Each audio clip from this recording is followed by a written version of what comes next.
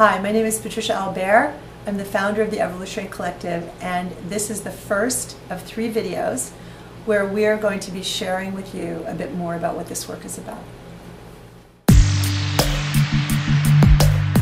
For some reason, I seem to be always attracted to and on the edge of where things are emerging.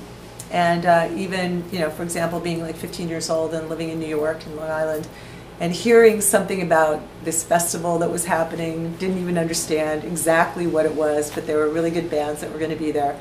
And I ended up going to Woodstock, with my hippie boyfriend, Bob, and just feeling and being a part of something and seeing the expression of something much greater that was happening and being like right in the middle of it. And a few years later, took off and went to San Francisco to also, I wasn't exactly sure what was happening in San Francisco, but I ended up being there and met Werner Erhard when I was 18. And it was before it was EST.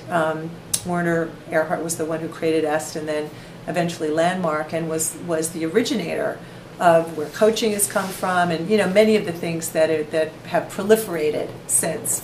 And this was 40-something years ago. And so for me, the attraction and the desire to be where the edge is, like where something is emerging, where consciousness is beginning to show its beginnings, has been really compelling for me all the way through my journey as a teacher. And so about 10 years ago, I started to feel the teaching groups and working with individuals and working on people's awakening and their personal development and their ability to really manifest, beautiful, transformed lives. As much as I loved it, it just felt like something was over. And I didn't know why, and I wasn't sure if it meant something personal about me. But then eventually I started to see that there was something that was ending, that the paradigm that we've been filling since probably before the time that I entered into it in the early 1970s, is this individual, subjective attunement to oneself, the ability to create your life and to feel that you have the source of things within your own hands, that you could heal, the metaphysical parts of it, the transformational parts of it, the deeper spiritual realms of working on oneself, doing yoga and all the various things that we've been participating in, and many of us very wholeheartedly. And somehow the juice for that felt finished.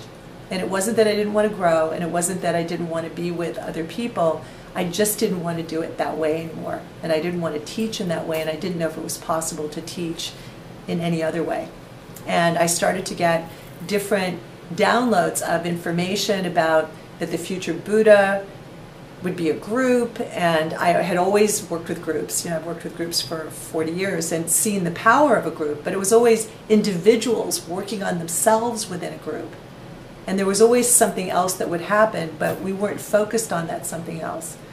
So between that and then realizing that the awakening that I had had with a partner, a beautiful mystic German man who I was very much in love with, 20 years before this realization, that something had happened between us that was so powerful that it had taken me 20 years to just make peace with fully being here without him, because we had entered into a way of being together, that we were present with each other and we were attuned and we were paying attention and we were tracking what was happening in the dance of our relatedness, and we had become one.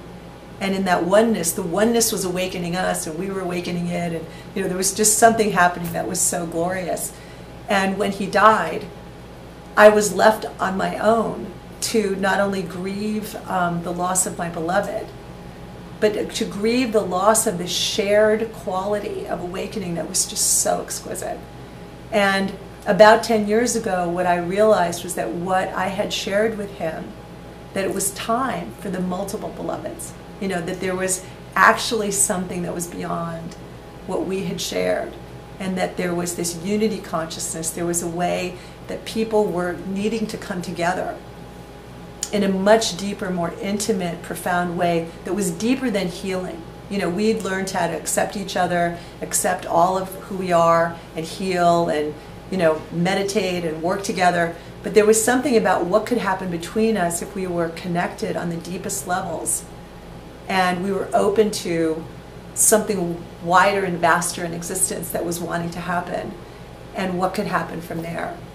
And that, for me, was the genesis of the Evolutionary Collective. There were 20-something people that I had worked with in the past, and some new people that were willing, about 7 years ago, to start experimenting with what could happen, you know, if we came together and it wasn't about our personal healing, and it wasn't about all the things that we had done before, and that we started to come together in the way that I was speaking about with Peter, and something amazing started to happen, and that was the beginning of what this work is. The purpose of this work is bigger than just learning how to be connected, like, let's say, in the way that Peter and I were. What I realized was the larger context is that there's a whole new paradigm. So the paradigm that was 40 to 60, 70 years ago was this individual one, where we awaken to becoming sensitive to our subjective experience. Sigmund Freud, you know, others pointed to the fact that there was something to pay attention to. There was something internal that you could begin to wake up to that would change your life and could heal and give you insight as to why things were the way they were, your beliefs, you know, all the things that are current at this point. And this next paradigm, you know, this is back to being on the edge. The next paradigm that was so exciting, I was so happy that there was a new one finally, is that what happens between us, not interpersonally, you know, that's not new. You know, learning how to relate to each other with more sensitivity.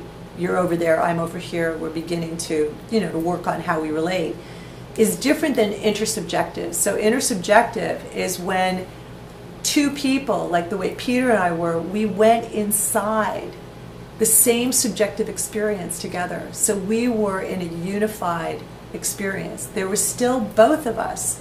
There was a distinct uniqueness, but we weren't separate. And I could feel what he was feeling, he could feel what I was feeling, and we could look out together and see and experience existence from inside the same consciousness. And I'm sure everyone who's listening to this or watching this, you know, has had experiences where you sort of pop through the, you know, you fall through the rabbit hole, and together you're inside of an experience that you know that you're sharing absolutely simultaneously together. And so the beginning of this paradigm is what is that? You know, what is this consciousness? What is this unity consciousness?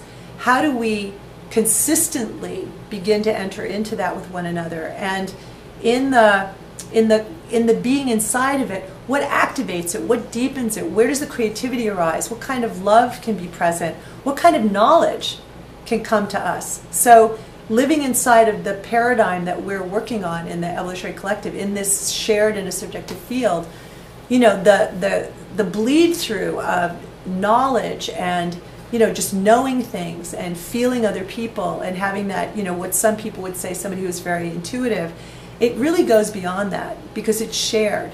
And we're in some kind of a matrix of connectivity and knowledge that begins to get stronger and stronger, is just one example of what starts to happen in this field. Another thing that I find really profound was your sense of self is quite different. So the sense of separation falls away when you're with other people and you're walking down the street. You know, I live in New York City part of the time, and you know, as you're moving through the world, whether it's nature or other people, you're actually feeling more of the flow of what's happening, and you don't feel bombarded, which you would if you felt very separate. It's like there's a quality of consciousness that's very fluid and very transparent and is paying attention to only what it needs to. So it works quite differently. And there's a man named Dr. Robert Keegan, who's a Harvard professor, who has studied adult human development, and one of the things that I found very encouraging was that this paradigm and the consciousness that gets developed in this paradigm one of the things that he's asserted is that it's the highest level of human development. He calls it self-transforming mind. And it's where, instead of paying attention to your individual goals and process and, you know, what you're processing and how you're feeling and being tuned into yourself, your consciousness is more interpenetrating. And you're paying more attention to this quality of interpenetration. And that takes you to a further development as a human being. And that's definitely what's happening for people in the Evolutionary Collective. And it's definitely become really acute for me in my own consciousness, and it's exciting. It's actually exciting to feel something new that's happening. So I want to thank you all for watching this video, and I want to let you know that the next video will be done by Jeff Carrera, who's my teaching partner in New York, and he's brilliant and wonderful, and he's going to be speaking about this paradigm, further illuminating the distinctions of what this paradigm is, what's the paradigm that we're actually currently operating in, and making that much more vivid, and it'll be a great teaching, so you don't want to miss it. And also, if you're willing, we would love to have you put some comments below this, and I will definitely respond to them. We'd love to know what you think and things that you're experiencing. So if you'd be willing to do that, that would be great. Thank you very much.